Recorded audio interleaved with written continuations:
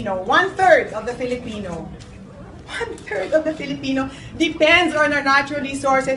Sinong nagdudusa pag winawasak yung kalikasan? Sino? Yung mahihirap. That's the fact. You know, the rich have air cons and all like this. Who suffers if you kill the environment? It's the poor.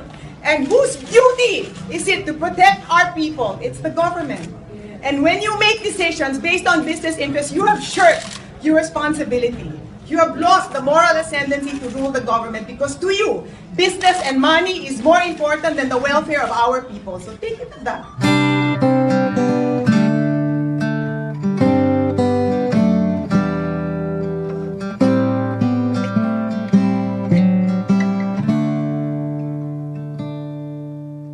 Don't know what's wrong, but something isn't right. Don't feel I belong in the light. Passion has gone and love's taken flight. Things just feel heavy tonight. I'm tasting no tears, I'm fighting no fears. About me. Still there's a hole in my heart. Not on my own, but I feel it sometimes. We take care of what God has given us. Wondering Take care what of it in a should way I that do? benefits all. Because I've already done it. My banqueros are earning 10,000 pesos. My communities have generated 30 million a year.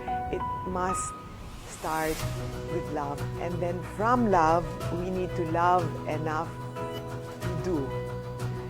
Then we need to work together. What I see happening is models of love everywhere. Wow! With science, with businesses, with families, with students, with the church, anything. Love is limitless. It knows no boundaries. So on March 1, my hope and my prayer is that the Commission on Appointments will think, what kind of future do I want to give my constituents?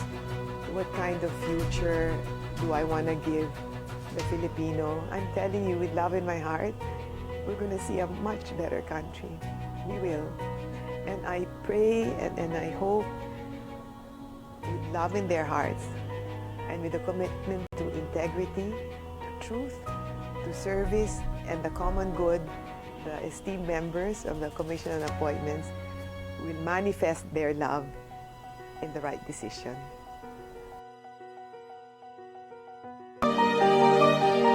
July 2016, a political earthquake when the Filipino voters suddenly elect outsider Rodrigo Duterte as their president. Offered the position, the Department of DNR to Ms. Gina Lopez. I am honored.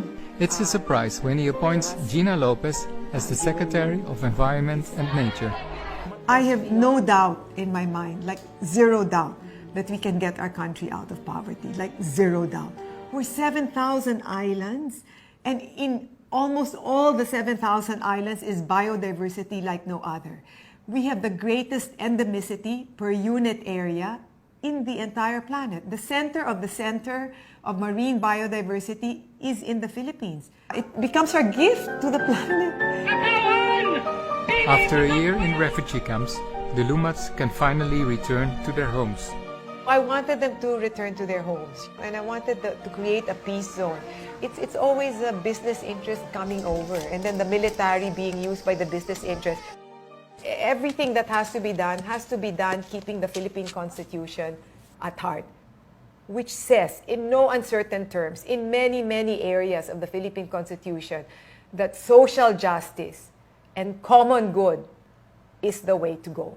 Is the way to go. What happens in mining is they make money and the money... Gina Lopez fires 100 people of her department and charged them with corruption. There was a $2 billion open pit being conceived of, on the pipeline. There was a 590 billion investment of an open pit, 700 football field in the food basket of Mindanao. You're just gonna kill the country. It'll just be a series of holes. in making money out of the precious metals of the earth that belongs to the Filipino people, you have to do it right. If you cannot do it right, then get out of mining. What happens when they finish mining? They're going to leave. And then what will happen to that toxic pit? It needs to be detoxified every day. Every day. If it's not detoxified every day, it will get overly toxic. And when it overflows, as it will, that toxic water will go to our rivers and streams. And who suffers? Our community. Now, that toxic pit is going to be there for eternity. So who's going to take care of that toxic pit? Taxpayers' money. And who is taking the risk? Our people for eternity. And where are these mining industries that have done this? They just leave.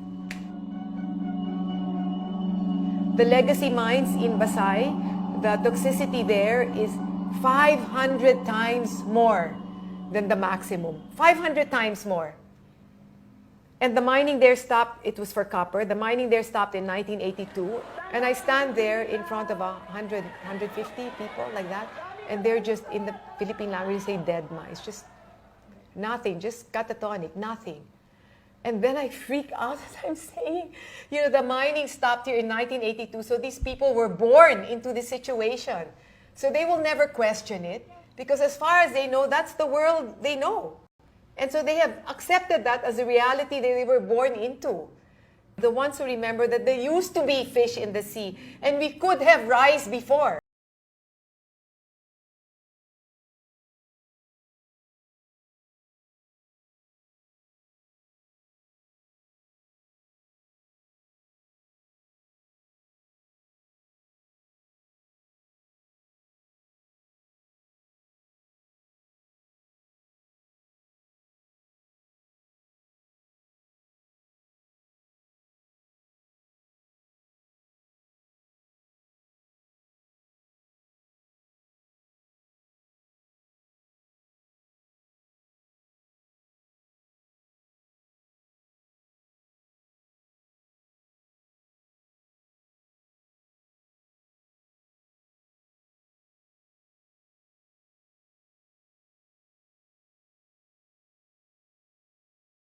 But the reality is there are few people that benefit, but how many people suffer?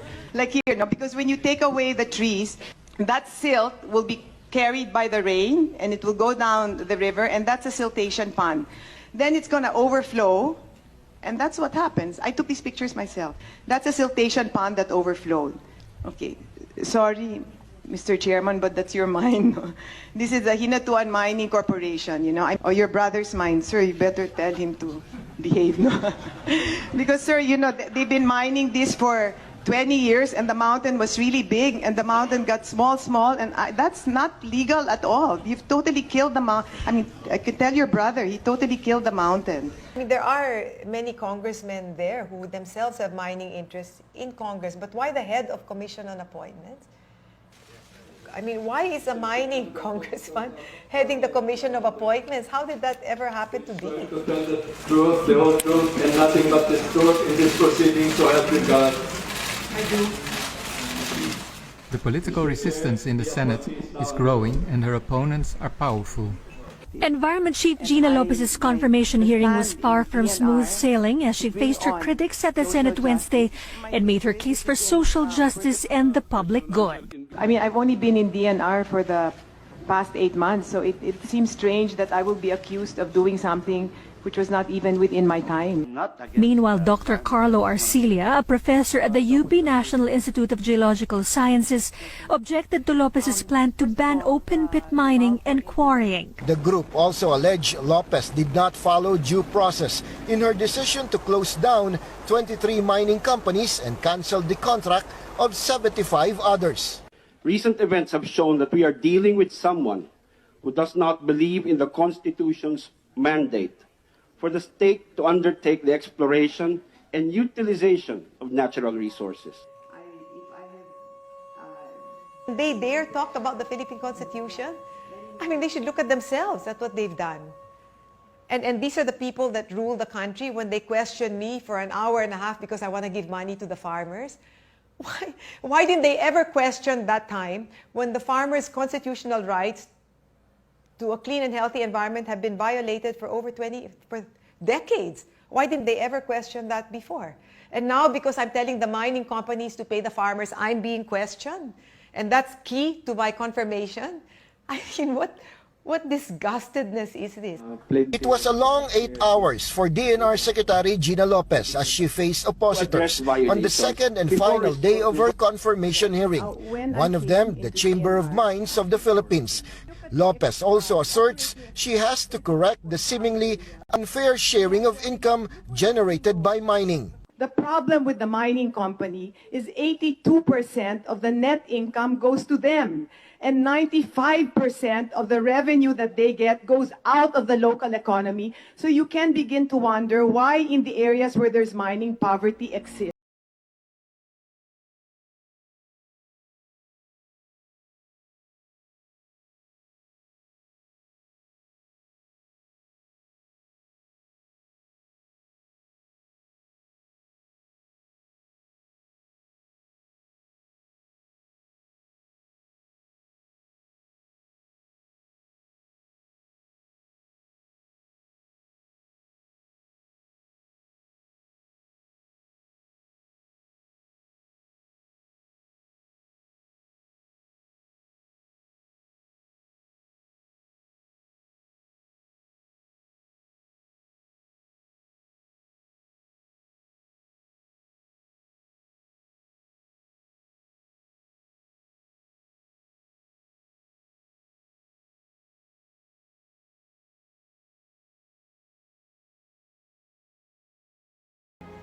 Of Congress voting as a bloc, and many senators. And then politics is such a thing. What you see is not what you get. They'll say something, but they'll do something else.